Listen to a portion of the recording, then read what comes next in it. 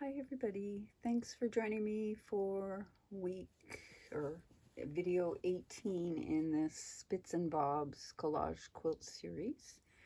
I'm going to do, or at least start this week a little differently. I might stitch down a block, but I thought instead, and see how fast I get through it, I would share with you some of the lace additions I've added, and I think I might stitch them down this week.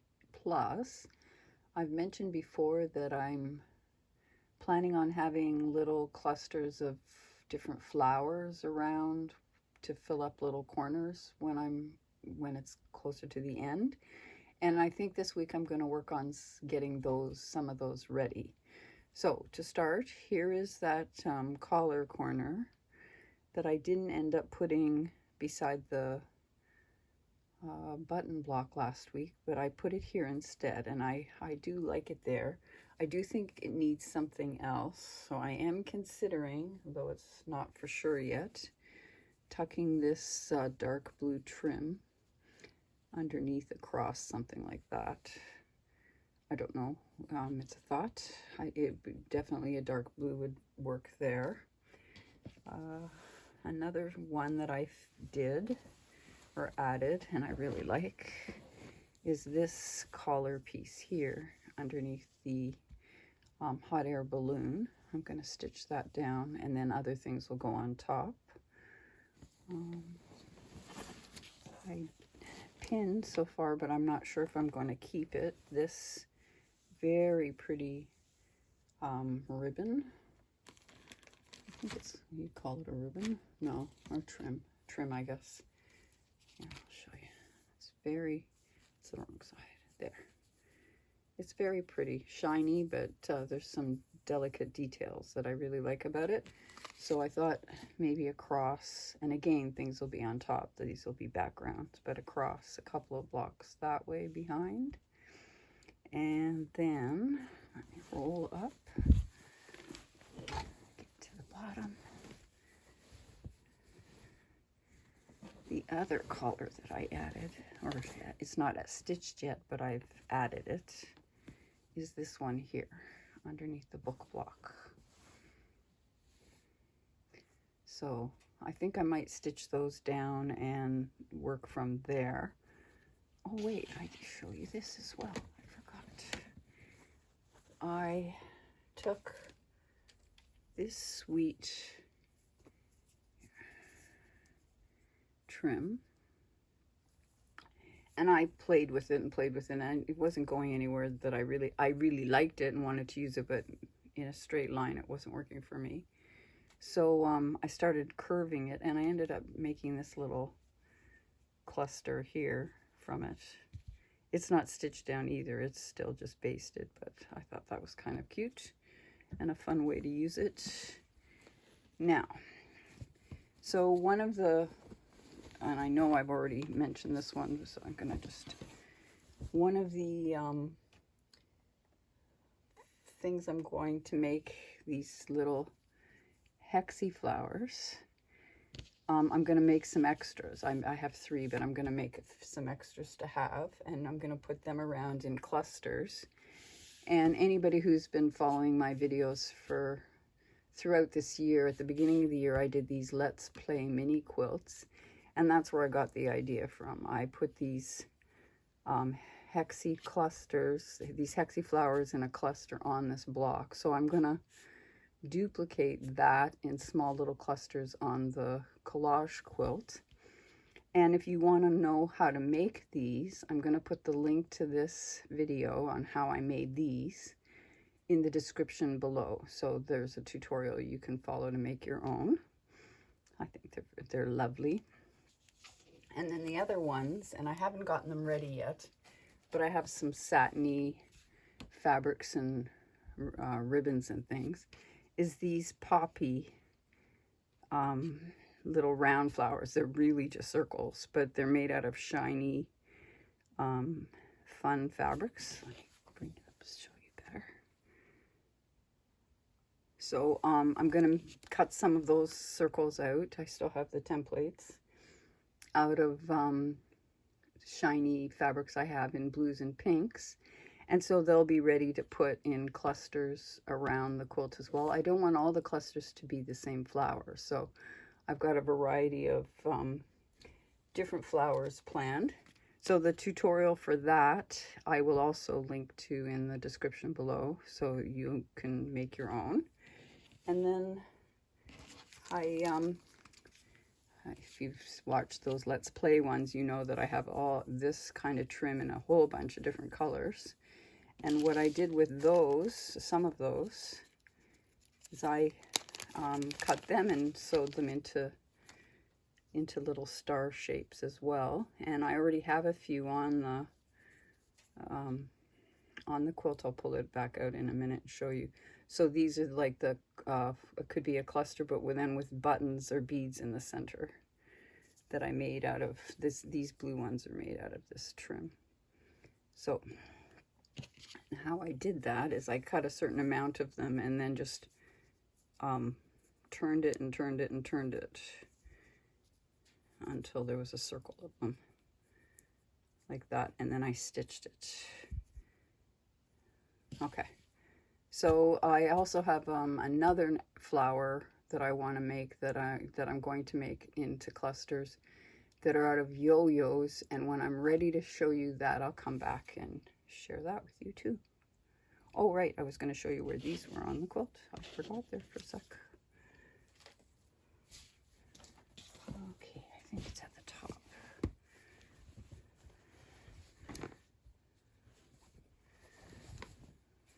There's one there where I put a little, there's two birds, lovebirds. I put that in the center, and that's one of them, and there's a second one. I thought there was a second one, or maybe not. No, not here anyways, but I did also then use them in the center of my shabby roses. There's the one there, and where's my blue shabby rose? Oh, there. And there's another one there. So, yes, there's something else that makes neat little flowers. Okay, I will be back. For my filler flower clusters that I'm creating in advance, one of the things I forgot to mention about the Hexie one is you start with a circle to make these, and my tutorial shows how to do that. So there's that. And then another filler flower that I've just found a few weeks ago from the YouTube channel Leanne's Craft. Oh, jeepers. Leanne's Crafty Cupboard? Leanne's Craft Cupboard, I think. I'm sorry, Leanne, I'm messing up your name. I'm going to put the link to that video in the description below. She came up with, I thought, a brilliant idea of how to use little yo-yos make them into 4-petal flowers. So she has the better instructions, but I'm gonna sort of walk through a little bit of how to do that. So she uses the yo-yo makers, and I don't personally, mostly because I love to just cut out my cardboard circles and start with that. And if I make yo-yos from cardboard circles, I get to choose what size yo-yo it's going to be. Now the ratio is about double. So if you want a 1-inch yo-yo, you cut your cardboard so that it makes a 2-inch circle. And that's how you make them all. So for this, I decided to go with 3 different sizes and make my little 4-petal flowers into, it's just a variety of sizes. So here's my tray. One of the reasons I've started this early, because I'm not ready to add these to the quilt, but to stitch on my quilt, it's a bit of a production. I've got to get something on my lap so that the quilt picks up as little cat hairs as possible, and it's this big thing to set up. So if I've only got a couple minutes to stitch, I don't work on that. Like I don't even bother. But these I can pick up and work on whenever I feel like, and work on it for a couple minutes and put it back down and make some progress. So that's why I'm starting to work on these already. So like I said, I have 3 different sizes. I've already cut myself a bunch of circles from them, and here's how they turn out. These are the smallest ones, and these are the, actually that one goes there, and that's the biggest one. Aren't they adorable? And she also, Leanne, put a bead in the middle of them, and I'm going to do that with these beads when I stitch them onto the quilt. They're very simple, and they're just start with a yo-yo. So if you aren't sure how to make a yo-yo, I'll walk you through that quickly. So I start with, like I said, a cardboard circle. I use like cardstock or greeting card thickness. You can use whatever cardboard you like. And this is my sandpaper board that I just made by taping sandpaper to a cardboard. And it allows me to draw on fabric without the fabric moving around. So I start with my scrap piece of fabric. I put the cardboard on it, and with a mechanical pencil, I draw my circle. I cut that out with scissors so that I have a circle. Now, I get a long piece of thread, and I put a knot in the end, and I start anywhere on the circle, but I start so that the knot's on the good side, and the wrong side is facing me. And I just take a little bit of fabric and I turn it down for a small seam allowance, and I go through and I take little running stitches through the yo-yo, through the circle on the edge. So you can see I took little running stitches around like that. So when you make it all the way around, you've got like a bit of a seam allowance, and then you've got a circle with a seam allowance. And once you're there, then you pull your yo-yo, you pull the threads and you pull them. I think this one's maybe better to show that with. So you just pull and pull and pull, and it all comes in, and you end up with a little circle, your little yo-yo, with the hole here and your seam allowance underneath, and then the flat side there. Now this flat side is going to be the top of or the inside of your flower, and this is going to be your back. So you leave the thread. What I do, once I've pulled it in and it's as tight as I want it to be, I tie it 2 or 3 knots to hold it there, but I still leave the thread attached.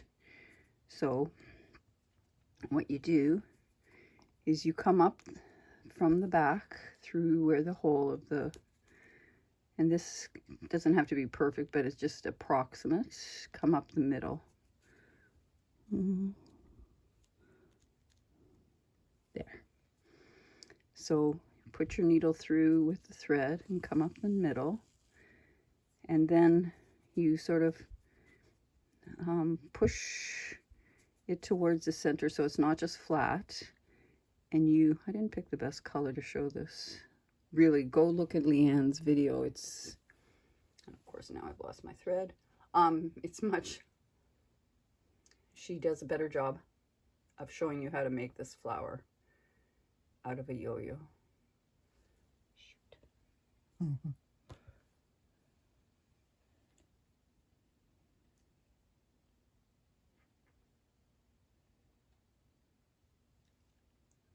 Excuse me, I'm having trouble threading this needle. Of course I am.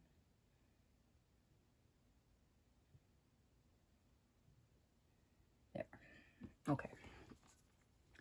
So I loop the thread around and just loop it all the way around and come up in exactly the same spot again. But now I have this loop So I pull thread through, and the loop is going to catch the edge of the yo-yo and pull it forward slightly. And this is the part you can manipulate yourself. That's why if you push it towards the center, it helps. So once you have the one side, oh, that light's helping there. So once you have the one side done, you come up again from the opposite direction. So this was my first loop, so I'm going to make my second loop over here. And I'm going to pull it again towards the center. So that you're sort of bisecting the yo-yo in half. And then, so I have the two loops, one here and one here. Now I'm going to go perpendicular to them and come and do another loop, a third loop over on this side.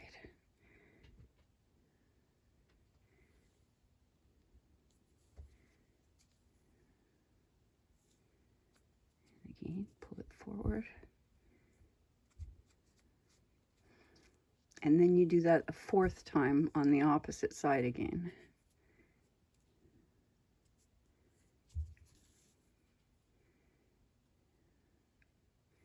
And then you go back to the back, right where you came up. And you have your little 4-petal flower. Look at that. Isn't that just, I think they're adorable. I think as a cluster on the quilt around, because I wanted to have different flowers, clusters of flowers, just for variety. And I love that I found this one. Thank you, Leanne, for being in my YouTube feed. Thank you, YouTube. Okay, and then when I go to sew it onto the quilt later, I will put the bead in the middle. So that's how these are getting made, and they're adorable. All right, I will be back when I've got more. All right, as a conclusion for this week's video, here's what I got stitched. So I did stitch this little collar piece down. All I did is the same kind of blind stitch that I do for the edge of the block. I just blind stitched it around the edge, and I haven't added any stitching in the middle here because I'm not sure what I'm going to do. I don't know if I want to put that blue trim there. So what I did is, when I stitched the bow block, which I have, it's all stitched here, all down here, across and up, and I stopped here again. I left this open for now. I will finish it later, just so that if I have something I want to add in there later, I can without having to pick out stitches. But I also then did some strategic tack stitching down the center of this bow block. And other than that, and this will be later when I'm done. Let's see if I can find them at the bottom of this bag. Yes, I can. There's a fourth one in here somewhere.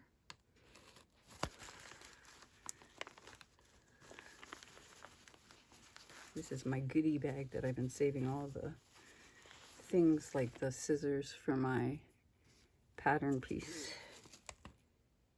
Okay, somewhere in the bottom of this bag is a fourth one, but I'm not going to dig for it now. I have these buttons for them.